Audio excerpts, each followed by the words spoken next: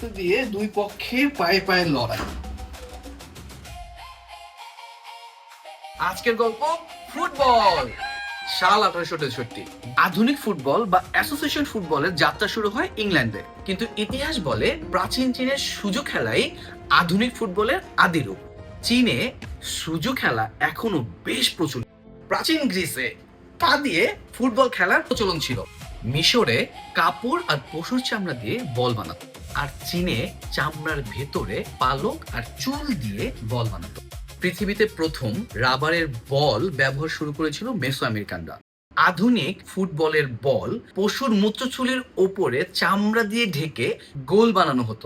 1855 সালে Charles Goodyear প্রথম vulcanise রাবারের বল বানান, আর এখান থেকেই টেকসই আধুনিক ফুটবলের বল তৈরি শুরু হয়, যা এখন সিনথেটিক চামড়া ও রাবারের স্তর দিয়ে বানানো, আর বলকে টেকসই ও স্থিতিশীল করে ভলকানাইজ পদ্ধতিতে।